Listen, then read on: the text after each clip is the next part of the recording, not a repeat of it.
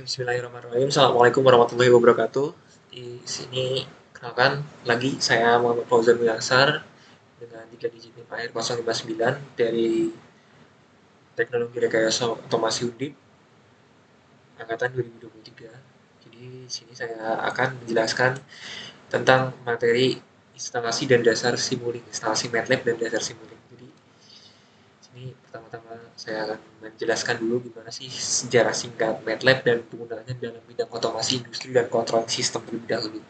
Jadi singkatnya MATLAB itu awal mula dibuat atau di-develop pada tahun 1970-an oleh Craig Moller, seorang profesor matematika di University of New Mexico. Jadi awalnya ini hanya sebagai tool untuk mahasiswa dalam mengakses dan mengoperasikan rutin matriks Lin, Pack, dan ASPEC tanpa harus menulis kode Fortran.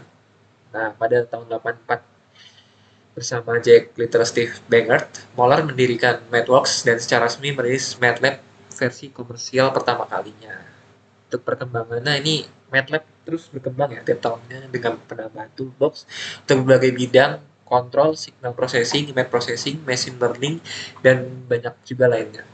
Ini MATLAB juga jadi software standar dalam komputasi numerik, simulasi, dan pemodelan sistem.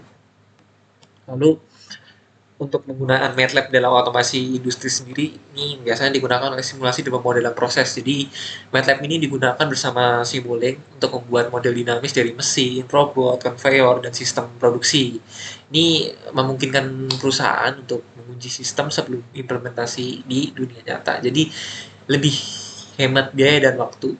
Lalu selanjutnya untuk desain dan analisis sistem kontrol. Jadi MATLAB ini punya control system toolbox untuk merancang seperti PID, LQR, dan MPC atau model predictive control sampai kontrol adaptif. Jadi ini digunakan untuk tuning parameter kontrol otomatis pada robot industri, motor listrik, dan sistem HVAC. Dan juga MATLAB di otomasi industri juga digunakan untuk pengolahan dasar industri, yaitu menganalisis data sensor dari PLC atau SCADA, digunakan untuk predictive maintenance atau mendeteksi kerusakan mesin lebih awal. Selanjutnya untuk integrasi dan dengan sistem industri, jadi MATLAB ini bisa dihubungkan dengan perangkat keras atau hardware seperti PLC, microcontroller, bisa Arduino, bisa STM32, dan robot. Serta MATLAB ini juga mendukung komunikasi protokol industri seperti OPC, Modbus, dan Profilbus. Selanjutnya yang terakhir pada bidang otomasi industri ini digunakan otomasi produksi dan robotika. Jadi MATLAB ini digunakan untuk desain dan simulasi jalur robot, perencanaan lintasan atau path planning, serta pengendalian multi robot. MATLAB juga membantu mengoptimalkan efisiensi di lini produksi. Jadi pada awalnya ini MATLAB ini berawal dari kebutuhan akademis untuk mempermudah komputasi matriks. Lalu dia terus berkembang menjadi software standar dalam simulasi permodelan dan kontrol. Dalam otomasi industri dan controlling system, MATLAB ini sangat berperan penting lah untuk desain kontrol, analisis data, dan integrasi dari hardware itu sendiri serta optimasi sistem produksi. Ini menjadikan MATLAB itu sebagai salah satu alat utama dalam sekarang ini yaitu era industri 4.0. Nah, langsung saja masuk ke materinya yaitu instalasi MATLAB dan dasar Simulink. Saya jelaskan kali ini. Jadi ini anggota kelompok saya yang merancang materi. Pertama ada MATLAB dan Simulink. Jadi pertama-tama dulu MATLAB adalah sebuah perangkat lunak atau software komputasi numerik yang digunakan untuk perhitungan matematis, analisis data, pemodelan, serta visualisasi. MATLAB ini juga banyak dipakai dalam bidang teknik sains, dan riset karena memiliki bahasa pemrograman yang sederhana namun kuat untuk menyelesaikan persoalan matematika yang kompleks seperti aljabar linear, pemrosesan sinyal, kontrol maupun optimasi. Selanjutnya ada Simulink ya. Simulink ini adalah salah satu toolbox dari MATLAB yang digunakan untuk pemodelan, simulasi, dan analisis sistem dinamis berbasis blok diagram. Yang mana dengan Simulink ini kita atau pengguna dapat merancang sistem kontrol, pemrosesan sinyal, komunikasi, hingga sistem mekatronika secara visual tanpa harus menuliskan kode yang panjang atau program yang panjang. sehingga memudahkan analisis dan pengujian sebelum implementasi di dunia nyata. Jadi ada konsep modeling dan simulasi. Konsep modeling dan simulasi ini adalah proses mempresentasikan suatu sistem nyata ke dalam bentuk model matematis, logis, atau visual. Kemudian melakukan pengujian melalui simulasi untuk memahami perilaku sistem tersebut. Nah, modeling ini berfokus pada pembuatan model yang menggambarkan karakteristik hubungan dan dinamika dari sistem nyata, baik dalam bentuk persamaan maupun diagram. Sementara itu simulasi itu proses menjalankan model tersebut dalam kondisi tertentu untuk melihat respon, kinerja, atau kemungkinan hasil tanpa harus melakukan eksperimen langsung pada sistem asli atau di dunia nyata, atau misalnya kita punya PLC kita langsung implementasi ke PLC-nya langsung atau hardware-nya langsung. Yang mana dengan model dan simulasi ini kita terus bisa dapat memprediksi perilaku sistem, menguji berbagai skenario, mengurangi risiko, serta menghemat biaya dan waktu sebelum diterapkan di dunia nyata. Yang pertama di sini ada Laplace transformation dan transfer function. Jadi, pertama ada Laplace transformation. Ini adalah suatu metode matematis yang digunakan untuk mengubah persamaan diferensial dalam domain waktu atau time domain menjadi bentuk aljabar dalam domain frekuensi kompleks atau S-domain. Yang mana dengan transformasi ini analisis sistem dinamis khususnya sistem linear menjadi lebih sederhana karena operasi diferensial dan integral dapat direduksi menjadi operasi aljabar yang biasa. Selanjutnya ada transfer function. Ini itu representasi matematis dari hubungan antara masukan atau input dan keluaran atau output. Ini suatu sistem linear dalam domain Laplace. Jadi fungsi ini biasanya dituliskan sebagai rasio antara transformasi Laplace keluaran terhadap masukan. Dengan kondisi awal 0, transfer function memuat informasi penting tentang karakteristik sistem seperti order, pole, dan zero yang menentukan kestabilan, kecepatan respon, serta perilaku sistem secara keseluruhan. Atau bisa dikatakan transfer function menjadi alat utama dalam analisis perancangan sistem kontrol. Terus ada pemodelan sistem mekanik, elektrik, dan hidrolik. Jadi pemodelan sistem mekanik, elektrik, dan hidrolik merupakan proses yang mempresentasikan perilaku fisik ketiga jenis sistem ini ke dalam bentuk model matematis agar dapat dianalisis dan disimulasikan. Pada sistem mekanik, pemodelan biasanya menggunakan hukum Newton, yang mana massa, pegas, dan redaman dipresentasikan dengan persamaan diferensial untuk menggambarkan gaya serta perpindahan. Pada sistem elektrik, pemodelan didasarkan pada hukum Ohm, hukum Kirchhoff arus atau KCL, dan tegangan atau KVL. Sehingga komponen seperti resistor, induktor, dan kapasitor dapat digambarkan dengan hubungan antara arus, tegangan, dan energi yang tersimpan. Nah, yang terakhir untuk pada sistem hidrolik sendiri, pemodelan menggunakan prinsip aliran fluida dan hukum kontinuitas, di mana tekanan, aliran, serta volume fluida digambarkan dalam bentuk persamaan matematis yang mirip dengan analogi sistem listrik.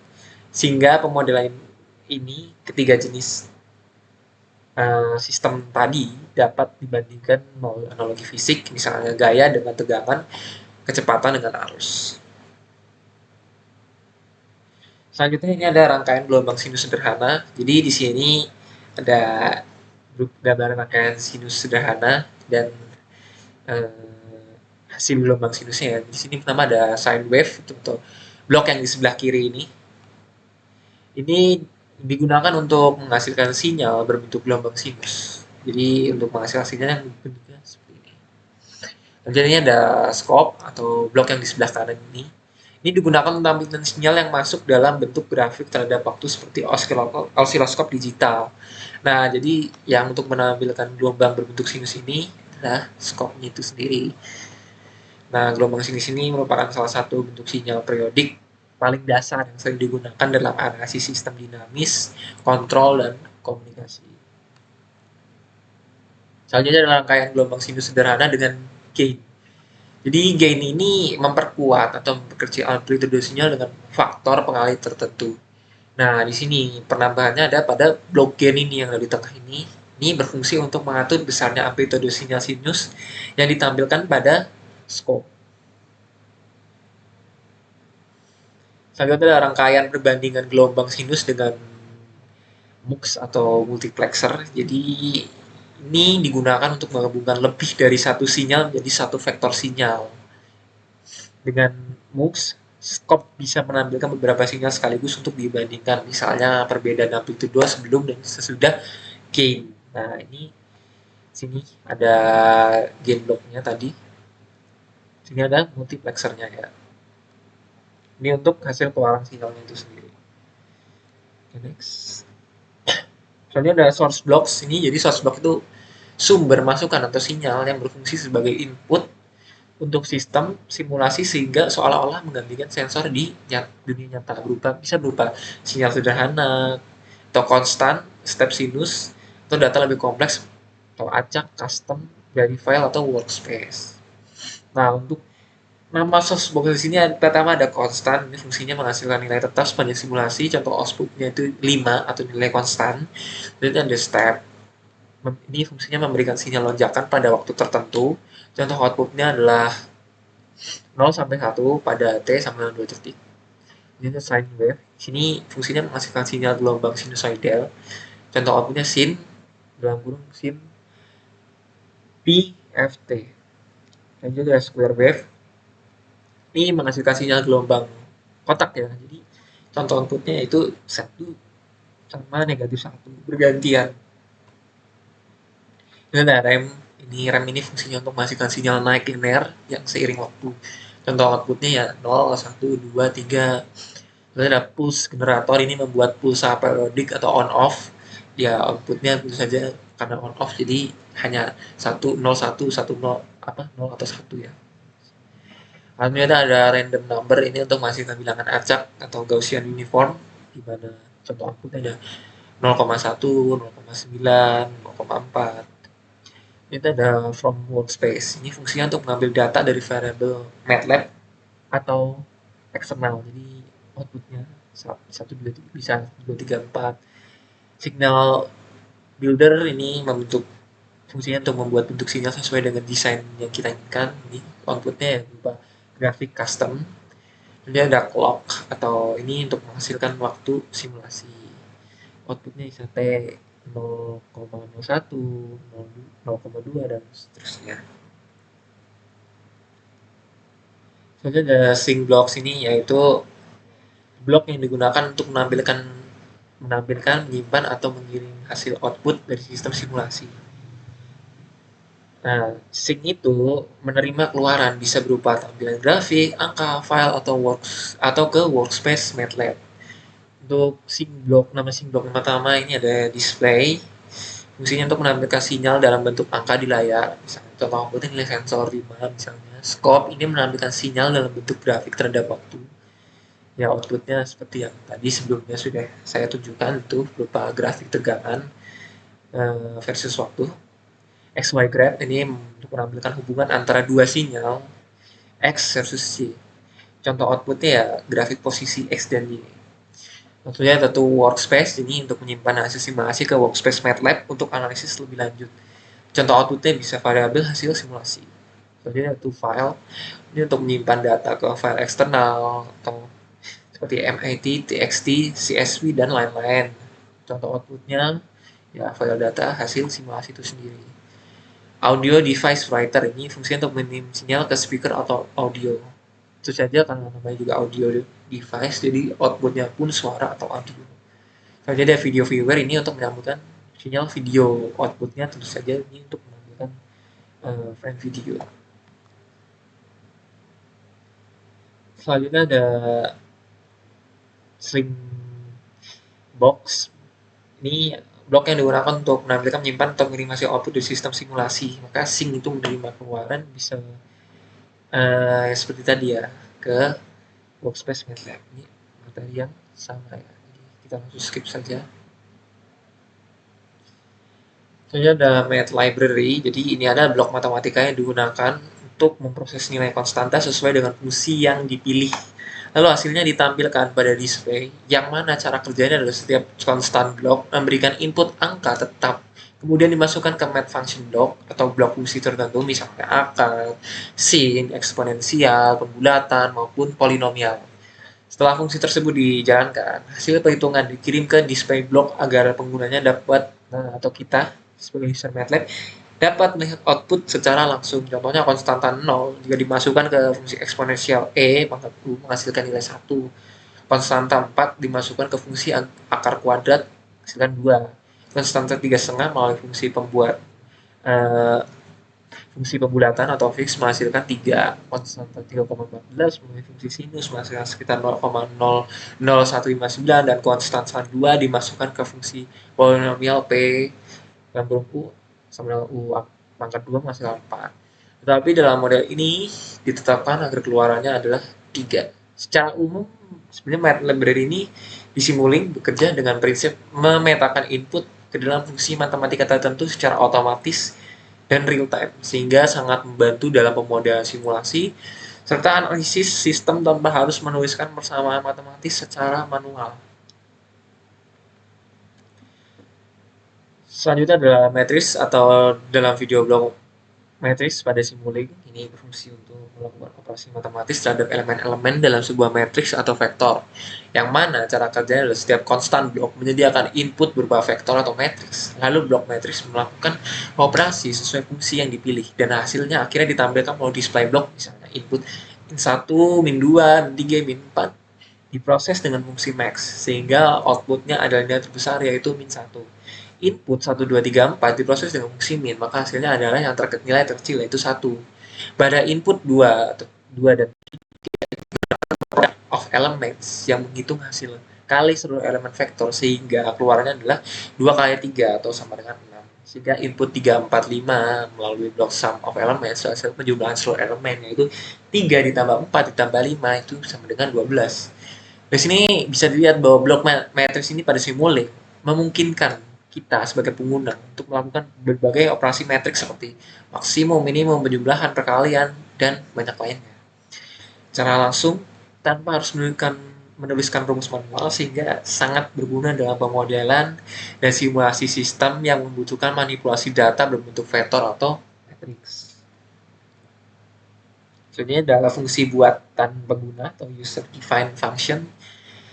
Jadi gambar di Simulink ini menjelaskan cara fungsi buatan pengguna atau user defined function. Berikut adalah ini penjelasan per bagiannya. Itu juga pertama ada gambar percobaan pertama atau blok atasnya ini.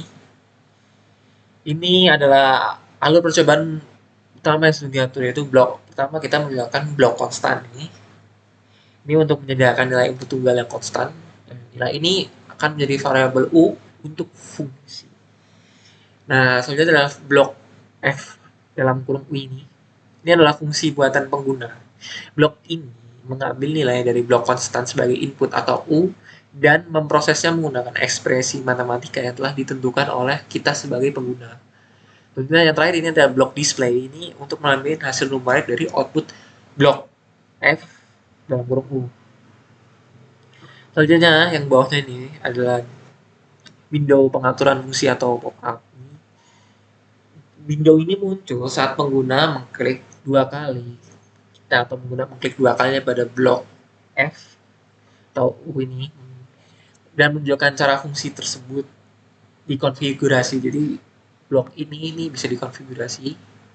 Jika kita mengklik 2 kali maka akan muncul pop-up seperti ini.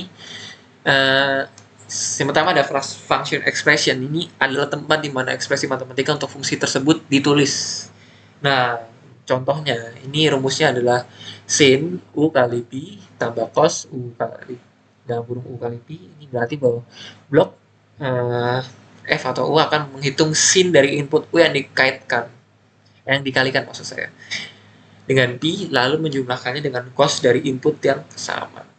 Selanjutnya adalah parameters. Jadi ini bagian ini kosong ya, yang berarti fungsi ini tidak menggunakan parameter tambahan selain input utama dari U itu sendiri.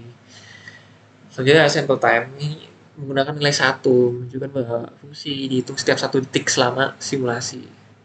Selanjutnya adalah yang bawahnya ini, gambar ini untuk percobaan kedua ini atau blok yang bawah ini. Jadi ini merupakan hasil dari percobaan yang berbeda ya. Ini kita pertama menggunakan blok konstan dulu di sini. Ini sama seperti di atas fungsinya untuk menyediakan input konstan. Selanjutnya adalah blok yang ini XP dengan kurung U. Ini fungsi lain buatan kita yang lebih sederhana untuk pengguna. Ini untuk mengambil input U dengan mengendalikannya dengan konstanta 2,7 karena kita di sini menggunakan 2,7 ya. Kemudian ada yang terakhir tadi yaitu block display ini untuk menampilkan hasil dari perkalian tersebut. Selanjutnya menampilkan Simulink Library Browser tempat kita itu dapat menemukan berbagai blok yang sudah tersedia. Nah, window ini itu berada di directory Simulink atau User Defined Function ya. Jadi terdapat beberapa blok seperti FCN, Interpreted MATLAB Function, dan MATLAB Function ya, seperti pada gambar ini. Nah, blok MATLAB Function yang disolid ini itu adalah blok yang memungkinkan kita sebagai pengguna itu untuk menulis kode MATLAB yang lebih kompleks seperti menggunakan variabel, pengulangan, dan percabangan if else. Tidak hanya ekspresi matematika satu baris seperti blok FCN pada slide sebelumnya atau pada tulis sebelumnya ya. Lalu selanjutnya ini untuk bagian bawah ini menunjukkan bagaimana blok MATLAB function digunakan dalam sebuah diagram sederhana ya. Jadi blok konstan ini yang pertama ini untuk menyediakan input numerik yang tetap atau konstannya adalah MATLAB function ini. Ini blok ini untuk mengambil nilai dari blok konstan sebagai input lalu menjalankan kode MATLAB yang ditulis pengguna atau kita di dalamnya untuk memproses input tersebut. Lalu selanjutnya terakhir ada display ya. Seperti biasa ini untuk menampilkan hasil operasi atau perhitungan yang dilakukan oleh blok MATLAB yang di function tadi. Selanjutnya ini lanjutan dari slide sebelumnya yang menjelaskan cara membuat dan mengunci fungsi buatan pengguna di Simulink khususnya menggunakan blok MATLAB function. Nah, pada kali ini kita menunjukkan kode yang digunakan dalam blok tersebut serta hasil simulasinya. Jadi untuk kodenya ini. Nah, bagian atas ini itu gambar yang menampilkan jendela editor MATLAB yang berisi kode untuk fungsi yang disimulasikan kita. Kodenya ini fungsinya dinamai FCN dan mengambil satu input atau U serta menghasilkan satu output atau Y. Untuk logikanya sendiri, ini fungsi ini menggunakan logika if else ya. Seperti pada kode di sini ada if dan else ya. Jika nilai U sama dengan 1 atau if U lebih dari sama dengan 1, maka nilai output Y akan ditetapkan menjadi 2. Jika nilai U bukan 1 atau else, maka nilai output Y akan ditetapkan menjadi 3. Selanjutnya adalah percobaan input U sama dengan 1. Ini bagian tengah ini, gambar ini untuk hasil simulasi ketika kondisi if terpenuhi ya. Jadi ketika blok konten diatur dengan nilai 1, nilai 1 ini menjadi input U untuk blok MATLAB function. Jadi sesuai dengan kode karena U sama dengan 1, fungsi mengembalikan nilai menjadi 2. Itu di sini ya karena kita di sini pada kodenya 3 ini menghasilkan 3. Selanjutnya blok display menghasilkan nilai yang tadi kita sudah code pada codingannya jadi 3. Lalu selanjutnya yang bawah ini untuk else-nya ya. Jadi jika blok konstan diatur 0, maka sesuai dengan program karena U bukan 1, fungsi akan menggambarkan nilai menjadi min 3 karena di sini Y sama dengan min 3. Nah, displaynya ini untuk menghasilkan hasil keluaran yaitu min 3. Jadi secara keseluruhan ya, ini menunjukkan bagaimana fungsi bersyarat sederhana dapat ditulis dalam kode MATLAB dan diuji dalam simulasi Simulink untuk memverifikasikan perilakunya. Selanjutnya ada lookup tabel. Jadi apa sih lookup tabel itu? Jadi secara sederhana, lookup tabel itu adalah sebuah tabel yang berisi pasangan data input dan output yang telah ditentukan sebelumnya. Daripada melakukan perhitungan matematis yang rumit secara real time, jadi blok ini itu cukup mencari nilai output yang sesuai dengan nilai input yang diberikan. Ini sering digunakan untuk data yang berasal dari eksperimen atau untuk mempercepat simulasi fungsi yang kompleks. Ini adalah penjelasan diagram simulasinya ya. Jadi pada gambar ini pertama ada blok konstan. Untuk input konstan, jadi di sini 5. Lalu blok 1 di lookup tabel, ini blok utama, dia bakal mengambil nilai input 5 dan mencari nilai output yang sesuai dari di dalam tabel internalnya. Jadi display ini menampilkan hasil yang ditemukan dalam tabel yaitu 0,9589. Nah, untuk penjelasan dalam editor lookup tabelnya ini, pada bagian bawah gambar ini, gambar yang ini, pada bagian bawah ini nampilkan window editor yang digunakan untuk mendefinisikan data di dalam blok lookup table. Ini terdapat dua kolom utama, yaitu breakpoints yang ini.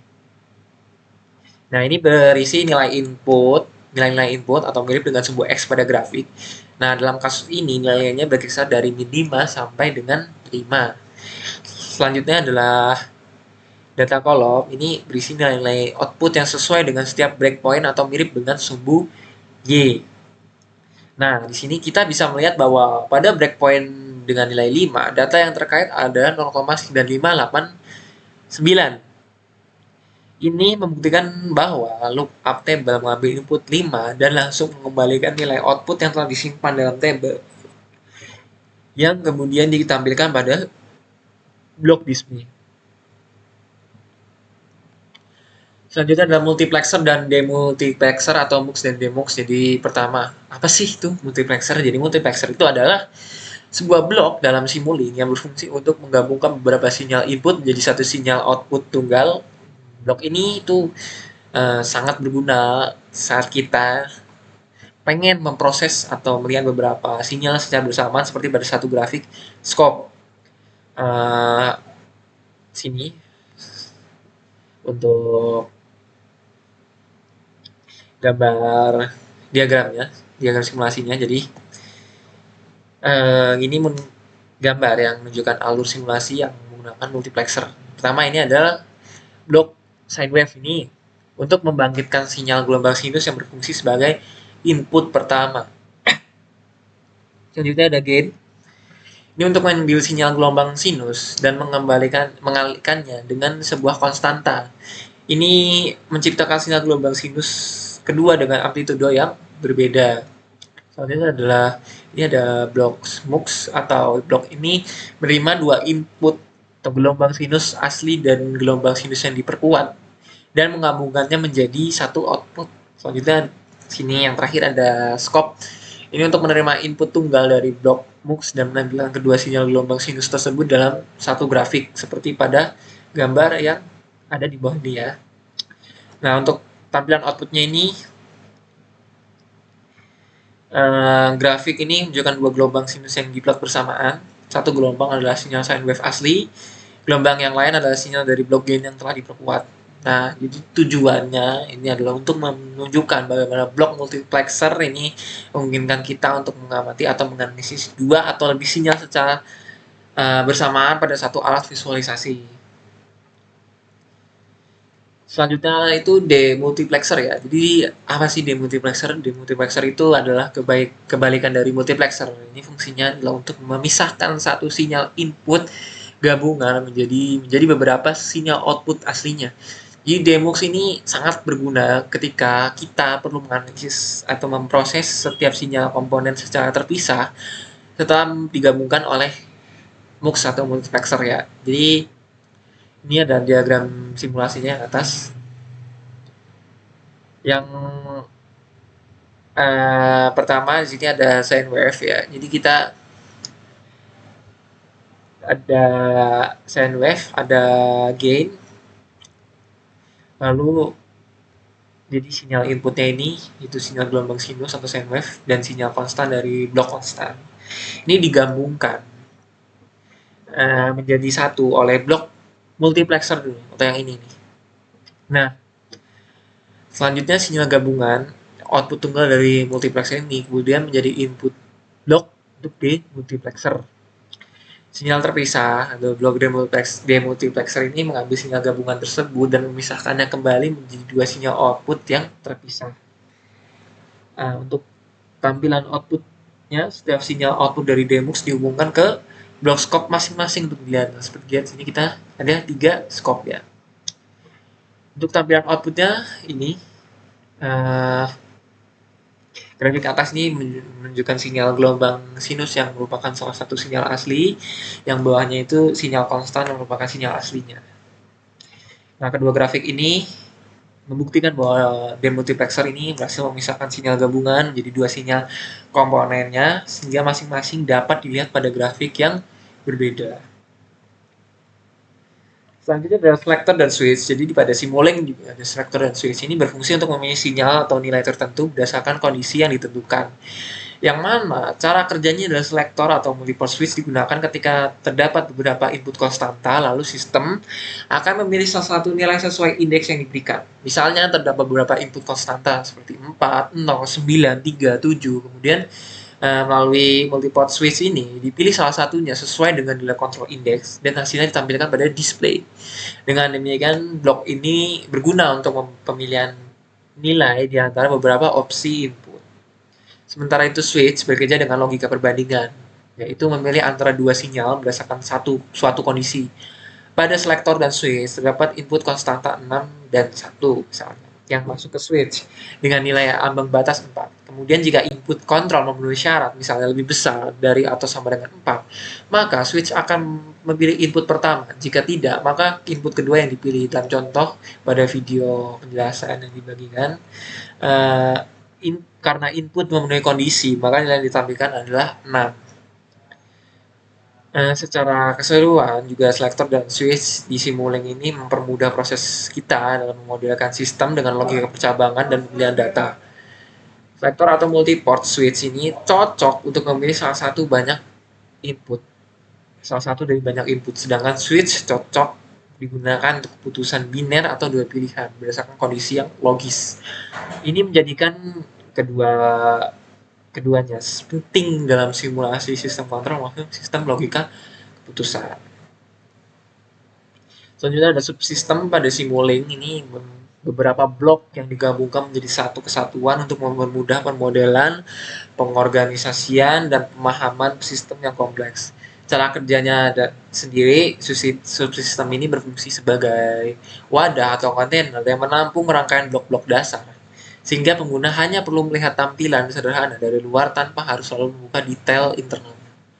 Pada contoh di dalam video materi yang dibagikan oleh Bapak Rofik, subsistem ini berisi implementasi kontrol PID.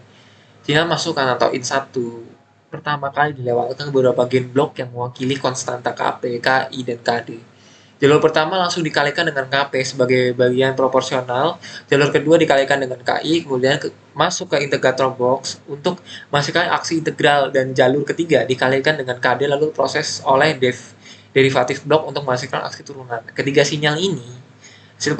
hasil sinyal proses tersebut kemudian jumlahkan dalam add block sehingga terbentuk keluaran total atau out1 berupa gabungan komponen P, I, dan D. Secara umum juga subsistem dalam Simulink memudahkan desainer untuk menyusun model yang besar dan kompleks dengan cara modular sehingga blok-blok fungsi tertentu seperti PID controller, filter, atau signal processing unit bisa diringkas ke dalam suatu blok tunggal. Dengan demikian subsistem tidak hanya membuat tampilan model lebih rapi tetapi juga mempermudah proses debugging, pengembangan bertahap, serta meningkatkan keterbacaan dan pemeliharaan sistem dalam jangka panjang.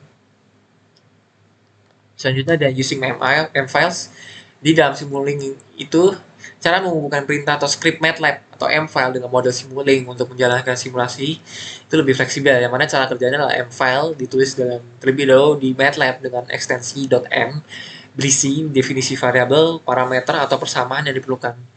Kemudian ketika simulasi dijalankan, model Simulink otomatis akan membaca variabel-variabel tersebut dari workspace MATLAB seperti pada contoh di atas ya. Model tersebut terdiri dari state block ya, bukan ini sebagai input. Lalu ada gain block yang tengah dengan nilai pengali 5 serta scope untuk menampilkan respon.